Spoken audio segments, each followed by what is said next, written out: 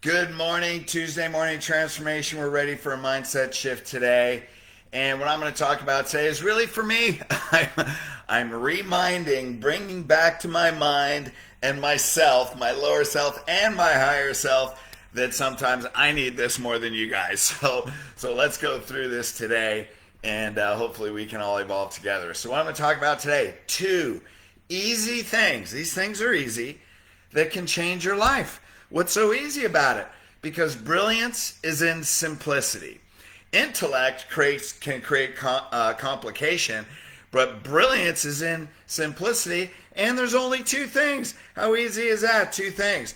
However, these can be the hardest two things if you choose.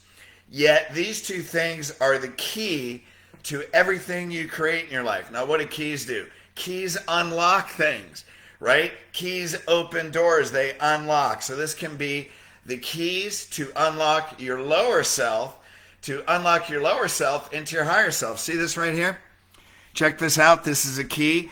I wear this key around my neck because this key reminds me that I can unlock my higher self, open that up, go from my humanity to my divinity. And this is why I wear this key every day. That's a reminder that I am divine, we are divine together, and we're all united. So two easy things you can do. Now, hey, I'd like to take credit for this, but really, I did a You Are More Powerful podcast months ago with Neale Donald Walsch, the author of Conversation with God. And he said, out of all the books, out of all the decades, out of all the stuff that he's been a spiritual teacher around the world, these are two things that he learned. And when he told me this, I think my mouth dropped. And I'm like, oh my God, that's the key to everything. So what's the first thing? Real easy. Release all doubt. Release all doubt. You're like, that's it? I just have to release all doubt? And then you say, well, God, that's like the hardest thing in the world. Why? Because we get caught up in your mind. How do you release all doubt in your mind? Well, you got to take the 18-inch journey from mind to heart. What's that mean? Because your mind, it wants you to survive. That's our basic instinct. So what does your mind not want you to do? It doesn't want you to take risk. So it tells you, you can't do this, you're not good enough. If you do this, or they won't love you, or who are you to think you can do this, and nobody else has done this before. Oh my God, man. Does anybody go through this besides me? I'm just curious. You wake up and then you think your vision, and then you have some reasons why not. And then your heart tells you why you can. Your heart is in your spirit. So check this out. Imagine how would you feel about yourself, your lower self, if you took that 18-inch journey from your mind to your heart and you just didn't have doubt. So you got to clear your mind. So James 1:6, check this out. But let him ask in faith with no doubting. With no doubting. For the one who doubts is like a wave of the sea that is driven and tossed by the wind. Hey, when I was in college, I lived in San Diego. My roommate had a 16-foot Hobie cat. And so we used to sail across Mission Bay, fly in the hull. And, you adjust the sails according to the wind, but you know where your target is. You know what line you want to take. You have to adjust the sails to be able to get the hull up out of the water and go screaming across the lake, right? That's no doubt. That's putting your rudder in the water, adjusting the sails so you can take the path, get the outcome that you want, right? And that's it. So when you don't doubt, then you're not tossed around by the wind. So here's another one. Have faith in God. This is, I'm sorry, wrong page. Oh, there we go. So this is Mark 11, 22 through 23. Have faith in God. Truly I say to you, whoever says to this mountain, be taken up and thrown into the sea. So what mountain are you facing?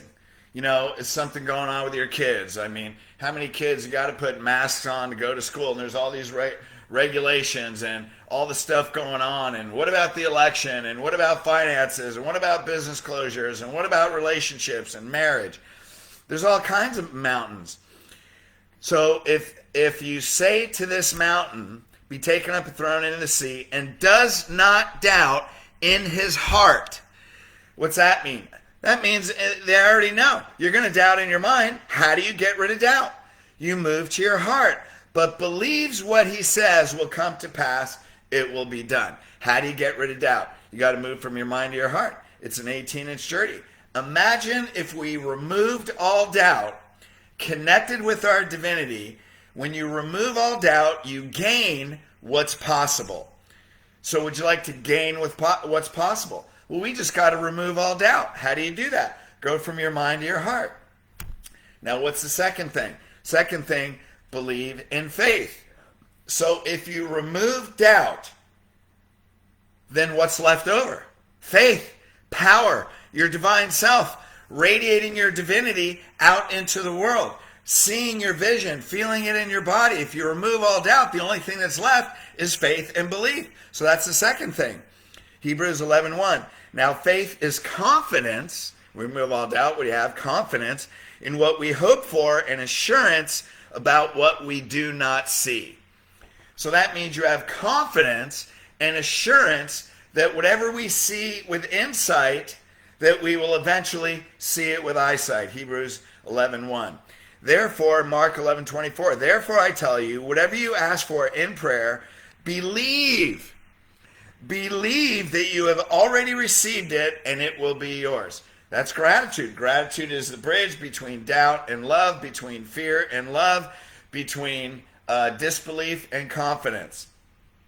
So believe that you've already received it. Matthew 21:22. If you believe, you will receive whatever you ask for in prayer. Man, so what is the key? So you say, okay, 1, release all doubt. 2, believe in faith, whether you see it with your eyesight or not. So what's the key to not doubting and believing? 1 is use your body. What's that mean? We are divinity in physical form. Our body is a physical vehicle that we can manifest on the physical plane. Okay, that means our physical body helps us create. So we just don't think about things. We just don't think about our vision. We move it into our heart, and then we feel it in our body. Now, when you move into your heart, what emotions are in your heart? Because emotion is a catalyst for manifestation. Now, when you go from your mind to your heart, what emotion do you feel? Love, joy, internal peace. That is massive manifesting energy. In fact, the physical, when you look at the map of consciousness, David Hawkins, quantum physicist, the physical manifestation of joy is transfiguration. Transfiguration is changing physical matter. So when you have internal joy and you project that out into the world, you can actually change physical matter. So we have love, joy, internal peace. Physical manifestation of internal peace is illumination. Then we can create that vision from what we see with our insight. We feel in our heart and our body. We can create that in the physical world. How cool is that? What do? Remove all doubt. Well, rather than focus on removing doubt, let's focus on love, joy, inner peace. Focus on that vision. Pray, have confidence that it's already done. How cool is that? Now, we also have to know, the second thing is know the difference between wants and desires. What's the difference? What's a want? A want can be something in your mind that is satisfying an emotional need. Well, I want this. The problem with wants is you create the feeling that you don't have it. When you say, I want that, what are you not saying? I want it because I don't have it. So a want becomes an emotional desire from a need, an emotional need that you have that actually is saying to your higher self, I don't have it. It's saying to your internal self, I don't have that. So what do you create? You create not having it. Wants create doubt. So here's the difference. You got to know the difference between wants and desires. A want, something you may want, may not be aligned with your soul purpose. And I can tell you right now, something you want is probably on the physical plane. Well, I want a bigger house, and I want a nice car, and I want all that. Now, here's how you get what you want. First of all, don't want it. Second thing, you don't have to focus on not wanting it. What you focus on are what are the desires of your heart.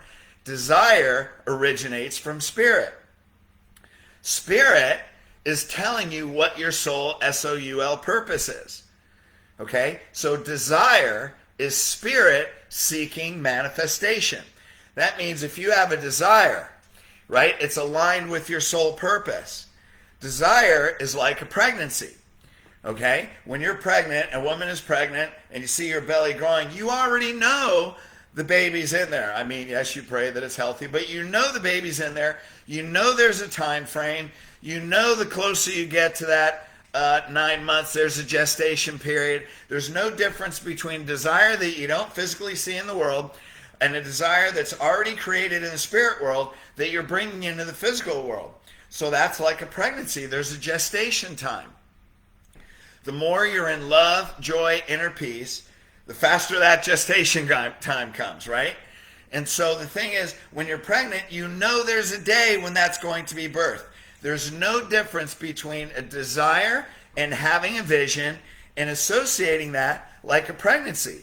So imagine if you looked at all your desires like that, where you know it's already done, you know there's things that you need to do, you're appreciating it with love and joy, and you birth that vision from the spirit world into the physical world. Man, imagine doing that. You release doubt, you have total faith, and now you get in your body, you envision that, you experience it in your body as if it's happening right now, with total love, joy, faith, belief, and inner peace, and then you feel like that the rest of the day. You use your body, you recreate those feelings, and that's how you manifest. Now, why am I reminding myself of this? Because, man, I got some big visions. Seems like every day it's like, wow, I need to do this, I need to do that, I need to do that. Man, how are we going to get there? What's that going to be like? There's such big visions. And then you think, wow, I'm just going to be faithful with what I do today. I see it, I feel it. Every day we're working toward it. It's like a pregnancy, and that will be birth because God's going to bring that through, because we pray with faith and we have gratitude. Now imagine if you looked at all your desires and visions like that. And then there's just one more thing. Just master yourself. That's all you're doing. When you do that, you release all doubt, you have faith and belief, you're mastering your higher self. Your higher self can radiate into the world. You move from your mind to your heart. You go from your lower self, right, into your higher self, your human self, into your divinity. You learn to appreciate both. They come in union, and now you physically manifest your vision on this plane. Hey, there's no more important time to do all this than right now. The world is shifting. We can create heaven on earth. And in a world of transition, man, we can create a better world that's ever been created before. So let's take these two things, let's practice them, let's have rituals, let's feel those visions in our body, and let's unite together, raise our consciousness, and let's shift the consciousness of the planet and humanity, because we can do that together. If you need help, go to yourmorepowerful.com, share this all over the place, and please share this on your timeline, and let's do those two things and make a difference in humanity so we can fulfill our purpose here in this lifetime. All right, love you guys. See ya.